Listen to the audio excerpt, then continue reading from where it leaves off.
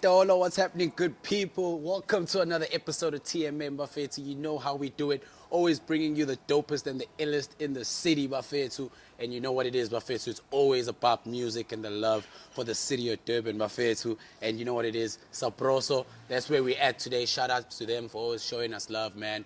Good looking out from them. But Bafetu, you know where to find us. TMM_ZA.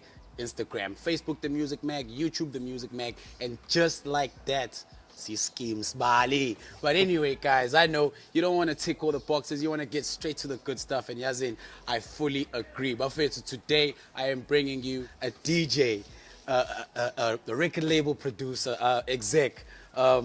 What is it, man? Everything you can do, events, everything you can think of, man. There's so much to speak about. Bafethu namhlanje, I bring you the one and only Wandile Ngiti, but better known to you guys as the one and only Teabag. Yes, sir. My guy. Teabag. It's been a long time. It's good. Long time coming. It had to happen. Yeah. It had to happen. It's been a long time coming, you know. A whole lot of episodes have been done. It's been a crazy year, man. December, we shooting right now. This is being shot. It's December, it's going down. The city is finally vibing again, you know. Yeah. How's it been for you so far? It's been pretty interesting. Everything coming out, everybody's putting their head out. You know, everybody's getting that COVID shake off of their bodies. So like, okay, cool. It's back to actual work. You know, the people are coming out again. Which is very interesting to see. The support out there, like from a lot of different places, has been pretty positive. Like, I feel like December started maybe 2 weeks ago even. The way that people were so ready to come out. I think we saw Teabag at the Ciroc Shandis. Definitely, yeah. People are definitely coming out. Exactly that, bro. I was like, oh, okay, cool. Yeah, no, definitely, man. But you know how it goes down on the show, man. It's really about unpacking and understanding the person behind the artist, you know. So I just want to get started with you and like who's Wandile, where'd you grow up, like Lukshin? Because I was looking for it, well, like here in Durban. Sure. I was looking for it, you know. In my research, I was like, it's nowhere to be found, you know. I'm like, hey, this man is off the radar. Just popped up in the game. You know? No, I was saying, I grew up in New Germany side, New Germany, Pine Town, But before that, I think we were in Maranhili. And then before that, it was the first Loras in Durban. Oh, snap. So you were born first Loras? No, I was born here. Yeah. Oh, shit. Pingo. Oh, okay. When I was a year old, we moved to the first Loras. Oh, snap. When I was 6, we moved to Maranhili. Yeah. And then ever since then, Oh, so you didn't chop and change too many schools, right? Nah. Even to the point where, like, when I was in second year at varsity, my fam moved back to Joburg, and I'm like, I'm done with that. Nah. Put me in res, and then I'll see where I go from there. Straight up. Stand on your own. It's always works for other people, not for other people. Some more than others, some more than others, you know? But yeah, bro, the scene, like when you guys were coming up, man, you came up from a time where hip hop was really going into a scene of transition. You know, what were you listening to back in your days? You know, like when you were on your come up, Usase Pine Town.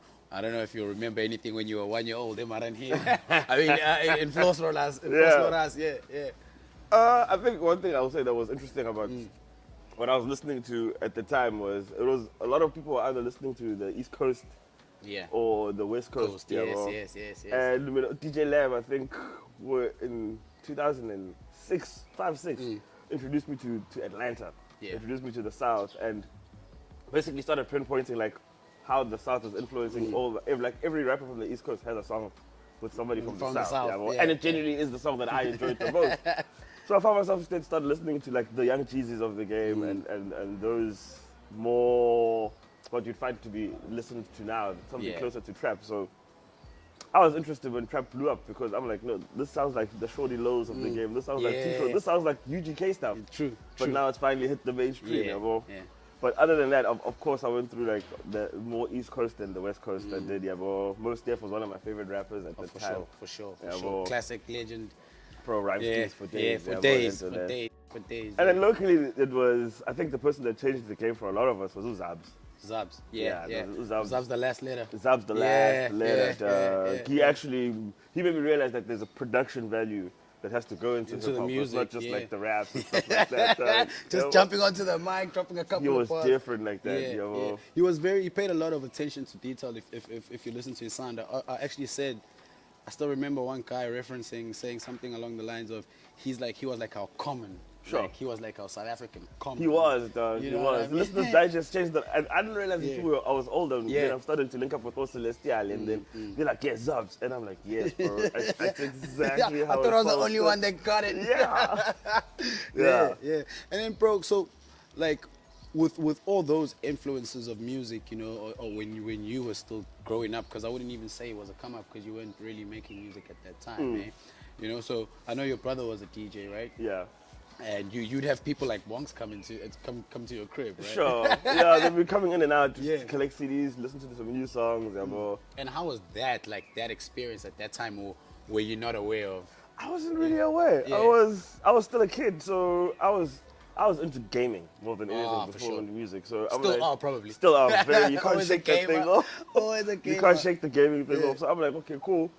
These guys are making a whole lot of noise here. I'm trying to play some Age of Empires. I'm trying to Yeah. play some Half-Life. I'm trying to do something. Yeah. But they'd be in and out, and then I eventually got attracted to it. You know? Yeah. And I think the first speakers I used were the ones that hand me downs from him. Oh, from him Yeah, to well, you. to me. Okay. So then I just downloaded the software on the gaming PC I was using anyway. And it all history from there. And does it feel like the software you downloaded at that time got like as interesting as a game? Like you kind of took it as a game. I just started playing. I keep telling people that's how even to this day, like I approach like that's why mixing and mastering is my favorite part of the music part, because it's so trial and error. It's like you're going through different stages in a video game and you're trying to figure out how to beat the boss.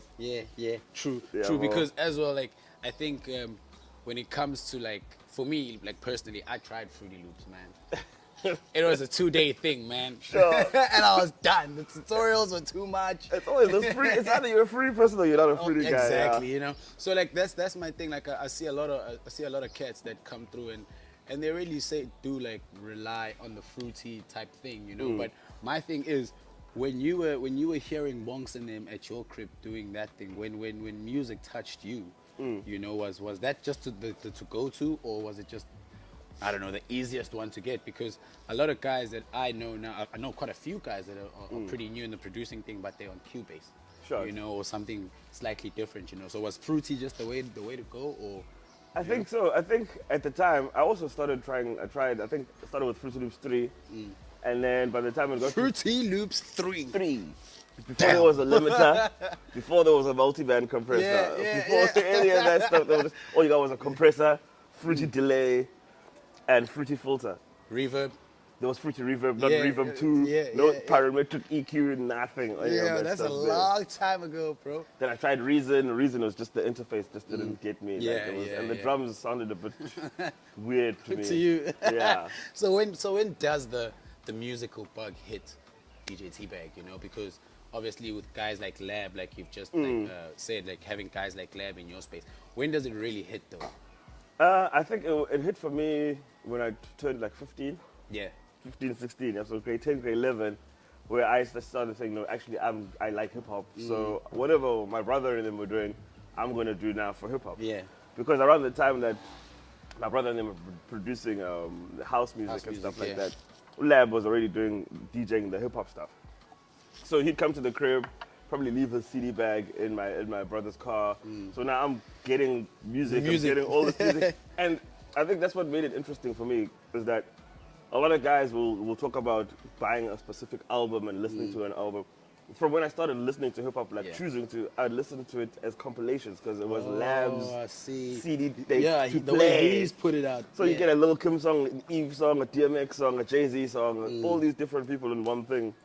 So I think I kind of built my palette for hip hop, from which I took it. I always knew that it's different. It sounds different from different people. Because like as well, like looking into like everything you've done for the city, man, you know, 10 years in the game. Yeah. You know, shout out to that.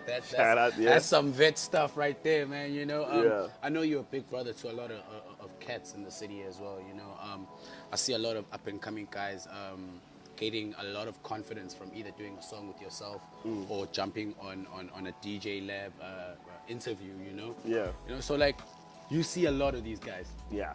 You see a lot of these guys. A lot You work of with these a lot of guys. these guys. Yeah. But like, every single leader, man, has their reasoning behind trying to change the game or innovate the game, you know. Like with you, because like I say again, you work with a lot of these young guys. What's your thing? What makes you so involved with the young guys and trying to make sure that they've got platforms and they've got recording studios to actually make this thing work? There was a time where I realized that what I wanted was to be able to turn on the radio and just listen to music either that I've produced or that I actually want to listen to. Yeah, bro. And at the beginning of SA Hip Hop, there was no Durban hip hop representation, like on a national scale. Yeah, bro. So that was the first thing for me, is to say, I want to be able to, you know, hear my people on Metro, hear this and that. Yeah, bro. Because I was able to produce for like the Anvils at an early age, and then got onto the Teabag Touch show. So I'm like, okay, cool. This gap can be bridged, but it's just producers, it's us as producers, but no rappers on this thing, yeah, bro. Then you get into studio with rappers, and you realize that they can't record. Oh shit. Then you realize that they don't know what 16 bars is, they don't know that you need a hook here and there. Then you're like, okay, this is actually what's keeping us back. It's not the fact that we're not Durban. Nope, yeah, it's the fact that it's not produced. There's no producers in Durban. Yeah. And that just quickly became my passion for it, yeah, bro. And because like as well, like you're saying, working with people like Teabag Touch, but this is about you, man. So I don't gonna delve too much into that, you know. Why I mentioned that I lost my train of thought was because on the Teabag Touch show, we ended up at number 1 with the Anvil song. Yeah. They got an interview on the show. They found out that the producer was from Durban. We went from number 1 to number 3 and then off the charts. Damn. So I'm like, bro. Damn. I was a little, and I'm a teenager, dog, and I'm getting this experience just give of me like the harshness of the game. Yeah. And the game is pretty harsh, man, because like for myself, and I think what's happening is it's already starting to influence the guys that are on the come up. You know? The game's been pretty harsh, man. There's a lot of cats where I'm like I'm super happy that we've got a blackie coming out of the city, you know. As much as I hate the fact that he's all the way up in Joburg, I hate that, bro. Don't cap, you know.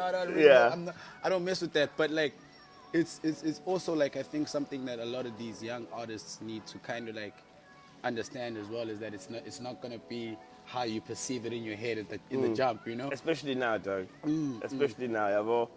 I would say that I would advocate for the Joburg thing maybe from, let's say, 2013 till about 2017, yeah, bro, because there was no industry or signs of an industry in Durban. From 2016 onwards, there was no need, yeah, bro.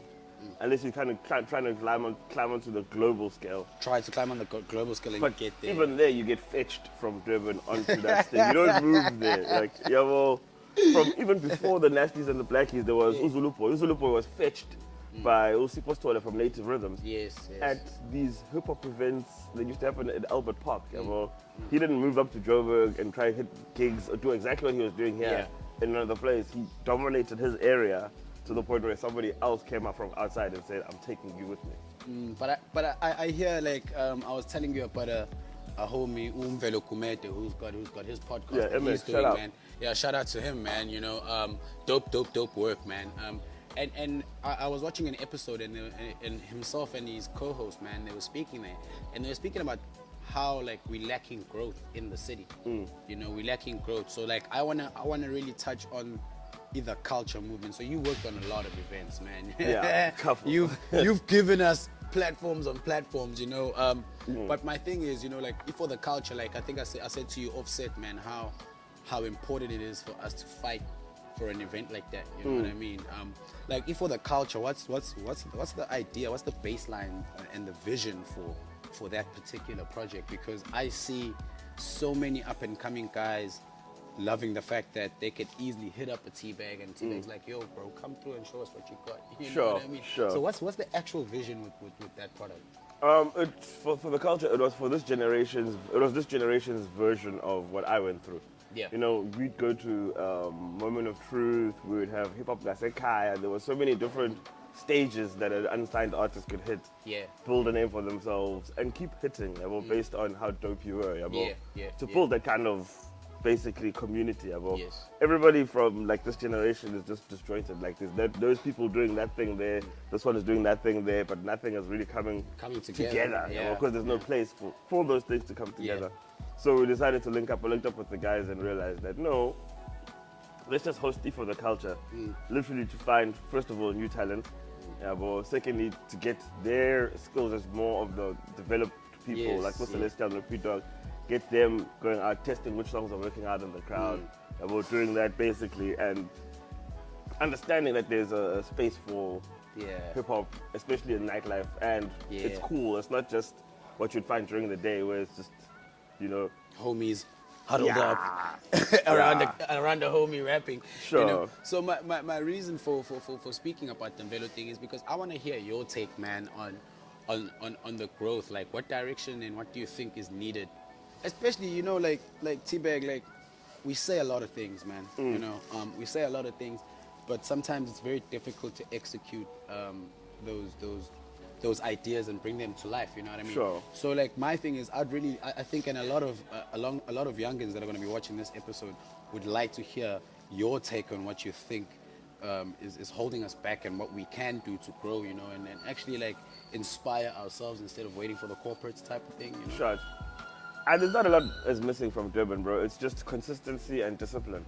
Yeah, well, a lot of the times it's people in Durban are too comfortable with starting again. Yeah, I'll record a couple of songs at that guy's studio, doesn't work out, it's fine, I'll go start again somewhere else. I'll record there, we have a fallout with the guy, I'll start again, and you end up losing so much time and momentum, and the fans keep waiting for you. You keep saying, this is coming soon, it doesn't come. Like, there's big things in the work, but nothing is showing. So it's that consistency and the discipline as an artist will get you noticed by people. And that's how Blackie won. By the time I found Blackie, he was doing like 50,000, 60,000 K, 60,000 views on a video. I'm getting told by 18-year-olds about this guy. I'm asking the same 18-year-olds if they listen to Nasty C, and they're like, nah, he's too old for us. So it's like a change in right in front of us. Yeah, the climate's definitely changed. Definitely changed, and nobody could keep up with Blackie. Because while you're working on your vision, that's what's going to take him a week takes you a month. So he's dropped 4 times. Well, and you're still working still on waiting one for your project. mixing and mastering. So now it's about having a consistent way to roll out your music, a consistent way to communicate with your fans, and just treat yourself as how you want to be seen. Like, I have a very personal brand to me. Where I will be seen in certain places. I won't go to certain other places. There's decisions that I make. I hold myself disciplined. But I'll also try time to come to these types of things. You know, and I won't rock up to these things super drunk or super lit, because it sounds cool when you're rapping it, but when you're in the business and you're working it doesn't go together. It doesn't go together. So there's places I'll go where it's cool. I'll take a trip somewhere and I'll feel cool. But I'm at work right now. And like, as well, like I won't lie, I see that a lot, because I see a lot of artists that you've worked with, like, and there's a few people that I think have got that right, what you're talking about now. Like, I'll always reference to the boy Sekeni. Like, I really like, for me, he's one of the artists this year, out of a lot, man, you know, out of a lot that have shone, but you can see that he respects his work. He comes in with that feel. You know what? Listen, this is where I'm at. I'm working, and I've been to quite a few gigs where he's at, and we've had a chance to speak. I'm a very focused cat, you know. So I think that's definitely something I will also take away from that. You know, is that it's really like taking your brand seriously before anyone else does. You know. I think the first thing you come across if you work with me is that I care very little about your talent. Because, dude, Beyonce, let's take Beyonce for example. Beyonce is a team of 12 people. It's not just Beyonce knows the person. So now as a rapper, for you to be P-Dog amazing takes 8 to 10 people. It's not Upumlani Tagaza, it's P-Dog amazing. So it's understanding that. Within you being Uskindi, you still Umapolo Dog, and that's the person that Uskindi is being represented by. So you need to fix that first. And then by that time it will be easier for you to get the focus, to get the engagement. Because Uskindi's story is so authentic. It is. It's crazy authentic. It's authentic, and you can feel the passion. You relate. You can read the passion. You just want this guy to win. You want to be a part of it. But I think for me as well, like what kind of holds us back as a city, to be honest with you, man, is also these platforms, man. I'm not going to really name drop what stations or whatever it is. but I'm seeing a whole repetition of the same artists. And bro, trust me, I'm out here looking, bro. Sure. You know what I mean? Sure. I'm out here trying to study as much as I can because I get to sit down with people like you and I need to know what the hell I'm talking about, you know? So I keep my ear to the ground. I try to listen and try listening to all these shows and whatever. And my thing is, man, it's like the same repetition of artists. I feel like the radio stations, they don't have initiatives to actually go look out for the new talent. You know what I mean? It's very difficult for an up and coming guy to say, yo, go check my stuff out on Spotify. You know, already he spent that much on just, you know, registering on DistroKid. You know, you know what I mean? He has no one in the intermediate space where the middleman that's going to be able to say, yo, listen, I can hook you up with the interview on this station and that station. You know what I mean? So I think as much as it's kind of the artist's job to be 100% there, but there's a lot of people that make it hard, you know, like it's very difficult for these guys, because I'll even go and I'll touch on something that I don't like touching on, and I told you about it off air, you know. I don't really like touching on the whole situation of artists moving to Durban and yada yada, should they stay here, it's hard to blow up here type of thing. But listen, man, like shows like this and platforms like this, we are advocates for these guys, you know what I mean? We support them to the core, you know? So my thing is, we've just had the Hip Hop Fest, right? Sure. It's the Durban Youth Hip Hop Fest, huh? Highlight the keyword youth there. Sure. So there's been a lot of backlash on the internet, man. I think this is the rowdiest I've seen the hip hop scene, the Durban hip hop scene, on the internet, you know what I mean? Yeah, you know, niggas, they feel very frustrated, they're feeling left out. Frustrated, you know what I mean? So like, I don't understand what do you think it really is in that situation? Because some of us can say, hey man, it's just people trying to make money, trying to attract a crowd, because at the end of the day, there is money that goes into making money. Yeah. You know what I mean? Yeah. And then you're on the other side, you're like, but you can still give this guy a platform. For sure, he'll do it for free as well, you know. Most of them would, just because of the platform, you know. What's your take on that? Because a lot of these radio stations that I'm talking about are involved in stuff like this. Sure. You know? I think, man, it goes two ways with this, with these types of things. Is that, first of all, I think one of the things that is holding Durban hip hop back is the fact that they're always looking for a platform. Yeah. Yeah, well, nobody is in the Durban hip hop scene to create the platform and invest and actually put their houses up. Because some of the guys that do these events lose so much money that they have to sell their houses. Yeah. They have to sell their It's cars. not a joke, it's a business. Dude, the guy I was involved with one of the conversations with one of the financiers, expressing their frustration that he spent already close to 2 million rand on the hip hop fest. Yeah, bro. Yeah. So for me, as a business person, there's very little I can tell somebody that has invested 2 million rand in something. Yeah, well, it's 2 million, but you should have put so and so and so and so and so and so. Where was I where's the 150,000 that I'm putting in here to have those kinds of views? Yeah, So that's a different outlook, man. Damn. Doug, you have to be a shareholder. I look at it as if you're not a shareholder, you're not gonna tell people that make clothes feel like they should be on Edgar's, but nobody's going to Edgar's and saying shut Edgar's down. So I think as hip hop, especially in Durban, we need to shift from that mentality. I would have rather had a situation where on the same day of the launch of the Hip Hop Fest, everybody that's an industry player in Durban decided to come together, host a free event. But with all those acts, with Celestial, Mac, Keely, D-Dog, everybody top to bottom, everybody comes together, book Blackie as well. You know? Who was paid 55,000 rand to perform at the Hip Hop Fest. And nobody's willing in Durban hip hop to take out 55,000 rand from their pocket for a Blackie, excluding flights and accommodation. So there's we need to understand where we are in terms of the layer cake of business, especially with music. But on the other side of that, it's also the older the people get. Like when I saw the first the Hip Hop Fest, the first flyer. It didn't even have any hip hop act. It just had Feel. It had Stanky. It had Irby. The very first one. And I called one of the guys that I knew. I called Lab. I knew that nothing happens with hip hop without Lab. So I called Lab. I'm like, Lab, what bullshit is this? Riled up now. Lab was like, nah, chill. Chill. Then they put out the Blackie, the Nasty, and A, B, and C, and D. And as much as we do get tired of the same acts and A, B, and C and D, but it's mainstream, yeah, bro. Yeah.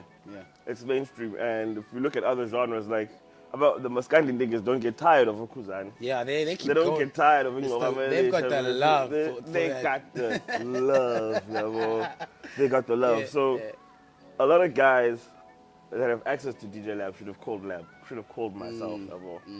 And then we would have found out some more information, yeah, bro. Yeah. So it's a two-way street. It's a two-way street, this thing, yeah. It's a two-way street. And I think it's just that I had a very good conversation with Loki about it, because this was the launch of the thing. And he's like, Doug, I'm not even fazed by this, because by the time the main hip hop fest comes next year in June, I would have dropped more music, I would have dropped more videos. Yeah. I've got one of the biggest songs in the country. Yeah. It's just not this stage. Yeah. But I know a stage is coming from it. Yeah, for sure. Yeah, well, and For sure.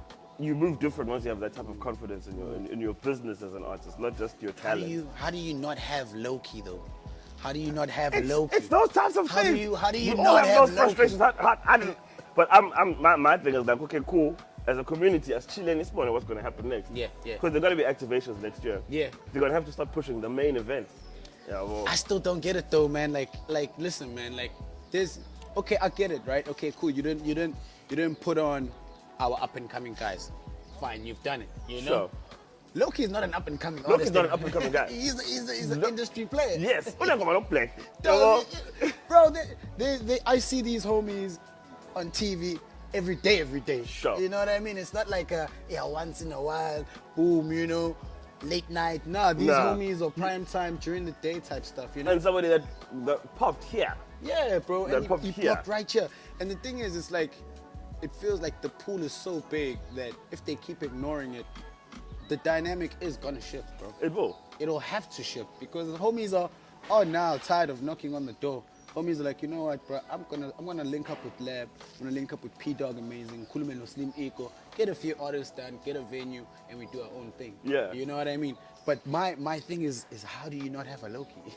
Doug, that's the first thing, Doug. I was surprised when he called me because I'm like, cat, bruh. Bruh, he's mainstream. He's mainstream, he's from Durban, he's done his thing, you know? But if it's, you know... There'll always be gripes that I have, but I always feel like as a community, we need to always take into understanding that we're looked already on as people that are irrational, that are amanika. Yeah. So now when we start acting niggery, It's like, it's like, oh, Unveiling, this is exactly why we didn't want to work. But if we're just like, okay, cool, take things with grace. Yeah. We're like, okay, fine. But that's Janela. Like, we launch, go hip hop fest or the launch or whatever. Yeah. Go do our subcategories, go do our small events. Yeah. But mainly, every artist should take away to say, nah, this opportunity missed me, but there's no way in hell that I will not be undeniable next year when they need to choose the main stage for the main stage, because that's what's gonna matter, because you're gonna be next to an international act. It's crazy, man. That's the big boy league right there. Yeah, that's the big boy league. But as well, bro, you know, enough with that hip hop fest. We done. Sure.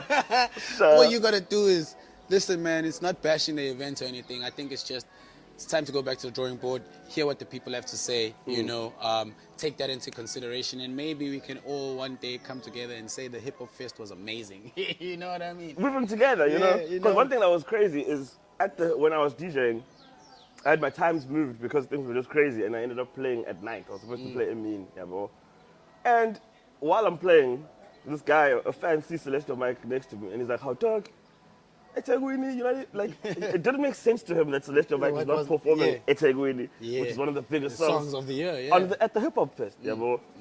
So during my set, I give Celestial the mic. I'm like, bro, come on stage. I saw Celestial, and in my head, I was like, how?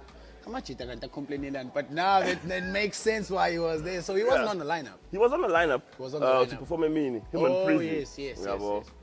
And I think that is something that those people took into consideration after the outrage. Of the community. The whole thing, yeah. And then they put them on, and I think that's where it should have ended. The outrage from the community should have said, okay, cool, we did something, and they listened. Okay, cool. And now we're just gonna watch them. We're gonna guard them for the future, because they'll include me more because it's a political move. Yeah. They'll include Lab more because it's a political move. They have to. They need the people on the ground. But now I can't now be saying, okay, cool, put this guy, and then we go into the track record, and these people have been shitting on the same event. Yeah. Like for months on end. But then at the same time, corporates need to get it, bro. Like the numbers And the the history numbers, of corporates, bro. since the 19 Bro. corporates have never gotten it. They don't From get rock it, and bro. roll to punk rock, nobody's ever gotten it. Bro, you can have. I've seen artists with 500 followers, bro. Sure. 500 followers. But if you go into their plays, bro, it's another different. It's a different ball game. Don't judge me on my Instagram. Judge me on my Spotify streams. Bro. You know what I mean? So if it's not my streams, I'm actually like the guys about Yeah. Sekeni, you'll find them in town. CDs in hand. We'll show up with 1,000 CDs, leave with nothing. Bro, and that's literally going back to the original way of selling your music. Like a lot of artists are going into this, especially overseas. They're doing this, selling your music directly to the consumer, directly. I love that, bro. You know what I mean? I love that version. Yeah. And I think I've been sleeping on that one for a long time because, It's needed, man. bro, the Expandini and his kids, or Kalian the Soul, Yeah. them dudes sell their songs for 100 Rand on WhatsApp. Damn. Bro, give me 100 Rand, I'll send you my song. I'm like, mind blowing, dude. It works. It works. We're chasing Spotify streams and stuff like that because it's modernized, yeah, but nothing hurts more than knowing see 1,000 streams on Spotify is $4. It's ridiculous. It's ridiculous, bro. It's Doesn't even ridiculous. cover like the doesn't- food for the record label, for the record Exactly. For that recording session, yeah, dog. for that particular session, you know. But like I say, bro, like I think a lot of guys have got a lot to learn. That's why it's very important to have guys like you on platforms like this, you know. Sure. The one thing you do very well is I see you at these events, you know. Yeah. Are you calling to I know I ain't playing good Teabag. Nah, it's none of that, you know, which I really enjoy. But I want to hear from you, man. We've had a dope year, you know. 2022 has been, first of all, free. We were free. We weren't. Bro. We were finally free, you know. And the guys came out and they showed the work, man, you know. So if you could just give me 5 artists that you messed with right now in the city of Durban that you think have really, really shone and done their thing this year, man. Like people This you year? can't wait to see next year, yeah. Okay.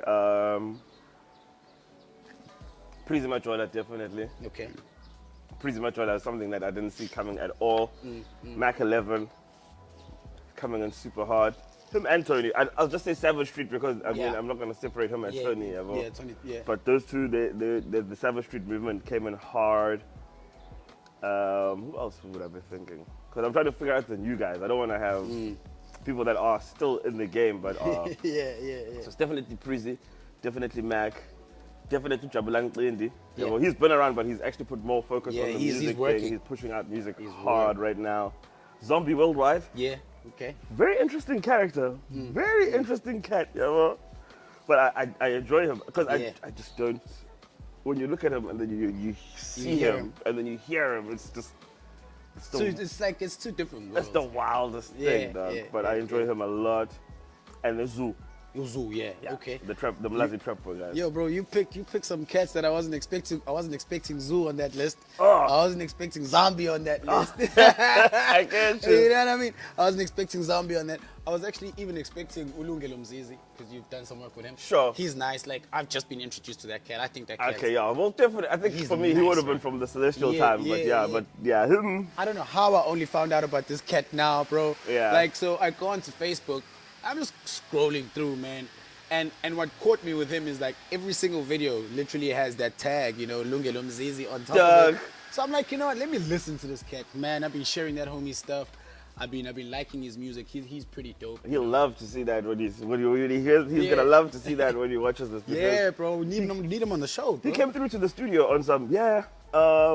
I've been taking care of my social media game. Yeah. He learned how to record himself with the music, with the videos, and then do the clip thing. Next thing, he's on TikTok, and like the lyric thing, people are just loving him because of the work outside of the studio. Yeah, straight up. And then you find him and you're like, Bro, "Sir." I was like, how is this guy not even? Because you know what? You have your catalog. That's why we need to find a way to break down this who's the hottest in the city thing one It's day. gonna be you know? incredible though, because you're like, okay, cool, I see his streams, but on the streets though. Yeah. I see the streets, but on the sales though, what's going on What's there? going on, you know? With the moves. Because yeah. bro, like I feel like there's a lot of dope cats. I like Zoo. I think Zoo's dope. He's got that proper Mlazi feel. He's really like mixed it up with a bit of that trap, you know. Sure. I enjoyed that. I'm enjoying Coombs and Slim Ego. Shot. I like what they've done with Dracula and them. P-Dog, I think P-Dog is becoming a big brother to all these cats as well. Definitely. I'm noticing that with P-Dog, you know. Yeah. So like the game's got a whole lot of these cats, bro. Like Esapesha, we didn't even include Esapesha. You know Yeah, what I mean? today. You know what I mean? So like my thing is now, we're going into the following year, bro. You've got a lot of music with cats, But I just want to find out about Teabag. What's Teabag's move 2023, I know you've got music on music on music on music. You've recorded with a lot of artists. Anything in specific that's dropping? Yeah, well, definitely dropping more music. I think for the past 2.5 to 3 years, I've just been focusing more on the boardroom side of the game. Yes. Trying to figure out where now you have a P-Dog. Okay, cool. There's no money in streaming, so where are we getting money from music? Where are we gonna put him in? Ads, TV, film, and stuff like that. So I've been really focusing on that situation, and it started bearing fruit. I think at the beginning of this year, last year as well, where I was able to place music from Durban into these shows, and one of the shows was either Wifey. The guys called the person that I work with, and some other guys from Durban, from the Afrotainment camp, to say, "Hey, dog, we're hearing all this music on the Wi-Fi, and we can hear that it's from Durban. Like, how the hell is it getting it on here? How A, B, and C and D is it working, That calls me back and tells me he's laughing. He's just like, nah. Me, I'm with you, He messes with our partnership, so he knows that if he's coming to me, he's gonna get well-produced music that is well-administered. He won't have to go keep asking for whose name did that, whose name did this, who's everything that. is there. Everything is packaged to make his life convenient for us, to make us money later on. So I think But I think that's what they do, though. I think that's what these big guys do. They don't want to hassle. They want to hassle. They know you dope. They love you, but you don't even know who made your beat. You don't know what the name of the sample is. You don't know who owns what of the song. And it happened with us, Chad and Music on My Witnesses, bro. I'm not gonna name, the corporation, but we did the July, right? And we gotta obviously sit with Fresh and Mosquito. Yeah. And one of the boys gets a message or a phone call. I can't remember what it was, but it's this major like company asking us for DJ Fresh's number. Sure. You know what I mean? Sure. And I'm like, and I got a bone to pick with y'all. I'm like, y'all ain't even hit us up for an interview to find out what TMM is about, and you want a number.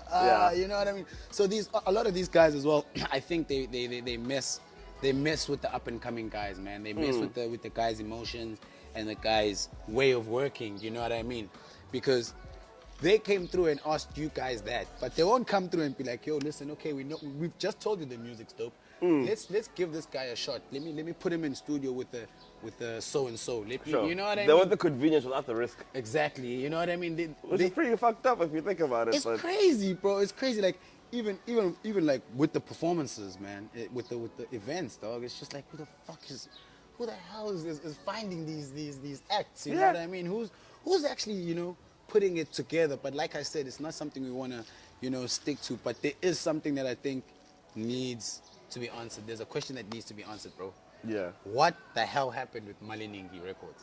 Please tell me what happened, man. Because we were so excited, man. Yo, we're playing with our emotions, man. Maliningi was probably like one of the best things to ever happen to the city, dog, in terms of moving the culture forward, bro. Like, we basically, the guy that was the funder, the primary financer, just started stealing money from the company at such an early part of the thing. Yeah. And he was just falling back on some of the promises he had made, And it was cool at the beginning because you understand that you have to build this person's trust. And going back to the conversation that I had, if you have somebody taking out money from their pocket that has nothing to do with hip hop, but is also not seeing something now, So basically, the biggest fuck up was that he had initially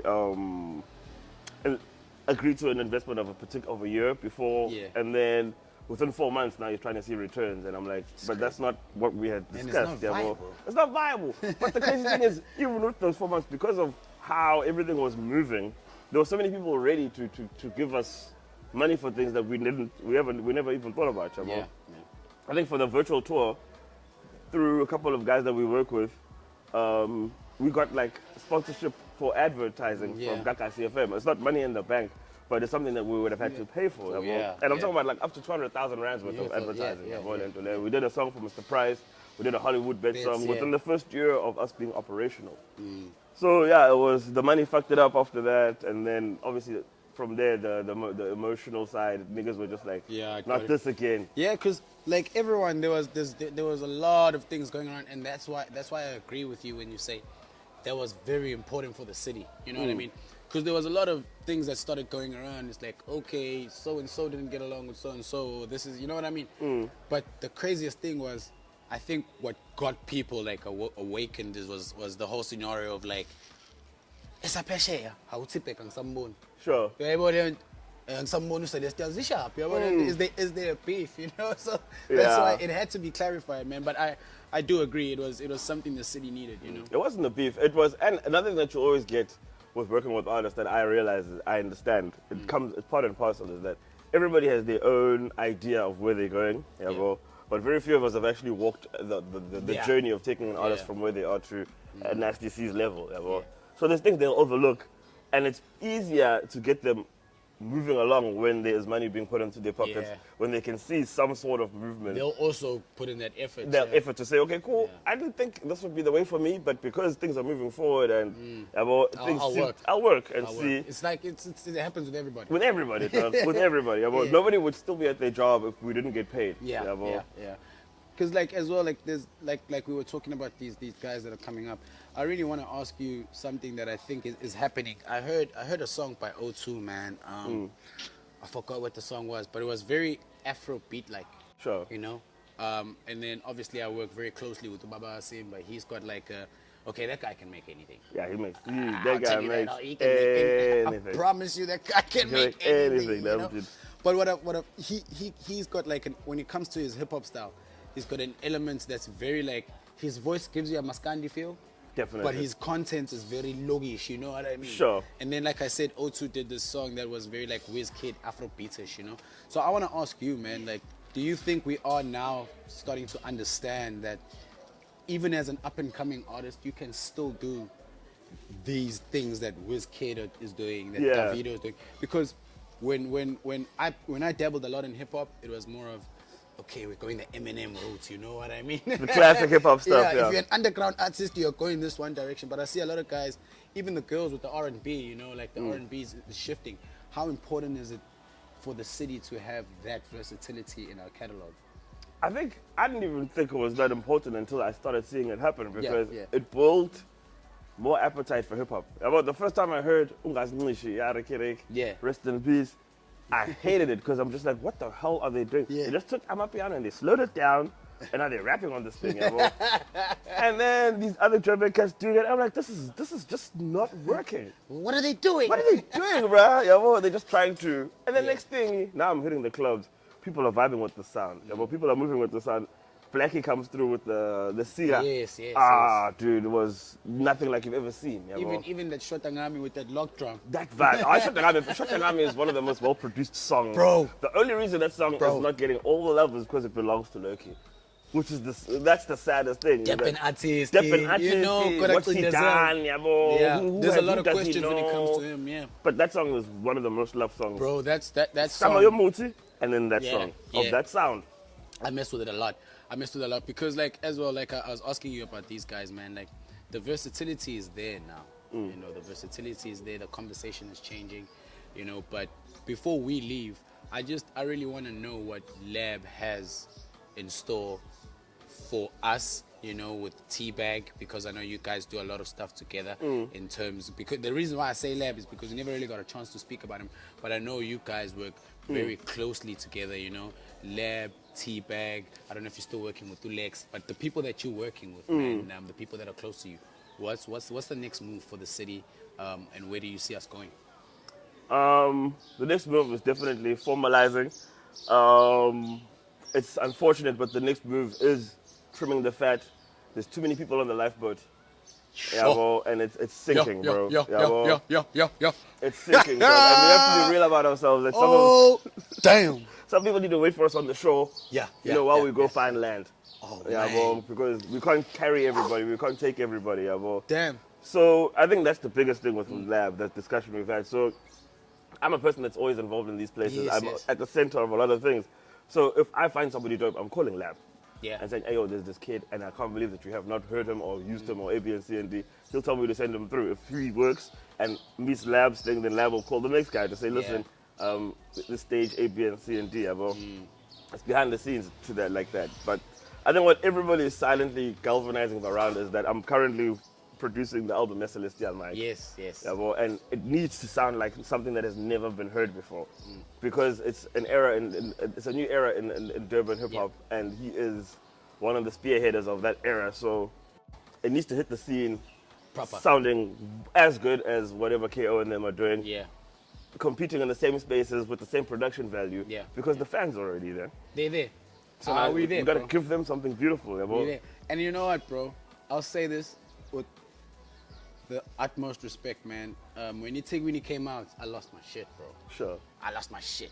But then the video disappointed me. I'll tell you that straight up. Sure. You know? So like you saying that really gives me a vote of confidence, because when I say the video disappointed me, it wasn't because the video was not shot well. It's because the song was so driven into my head. I was like, we're gonna get the whole of Durban in this video. I get you. know I what get mean? you. I I was get like, you. the whole video is gonna, they're even coming down to places that we've never seen, you know what I mean? So you saying that, I think we got something like worth waiting for. Sure. You know? Celestial, no pressure. But Funny it's on. story with Sekeni, the actual song. Yeah. I just left the studio. We were still with the Malenigi guys, Yeah, and yeah. I was leaving for work.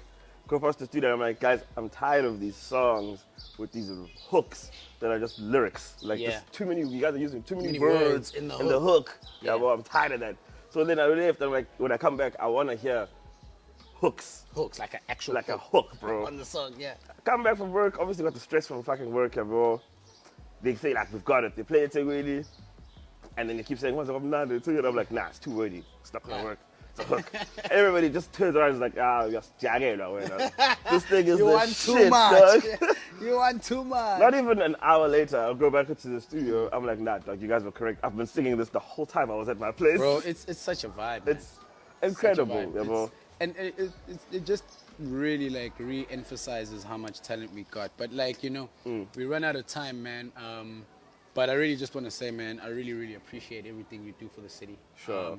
I'm definitely one of the guys that have benefited from the things that you guys have done for the hip-hop movement, for the entertainment scene, you know, that doesn't really get shown to the mainstream people, you know, man. So I wish you nothing but the best, all the best, you know. Sure, man. Can't wait for Celestial's album. Can't wait for 2023 to see what's happening, man. And yeah, I'm very so please do what you do, what you've done for us to the next, you know. 100%, We really, bro. really appreciate it. And Mafethu, it's the boy Teabag. He's gonna tell you where you can find him. He's gonna say whatever he's got to say to you. Kodwa mina ekamjepula ngithi ngizonibona on the next episode. Teabag, these people's is yours. Dr. Machi. Yeah, as I said, it's Teabag. You can catch me as Teabag CC on Instagram, Teabag CC on Twitter, Wandile Vulindlela, Teabag Giti on Facebook. Yes, sir. And I think my parting words will be the slogan for Cultured Chaos Entertainment, which is my company. It's passion, perseverance, prosperity. Yes, sir. Yeah. Yes, sir. Yes, sir. Danko. So, guys, Bro, I appreciate it, man. Fucking amazing, I bro. appreciate you so much, man. dude. Appreciate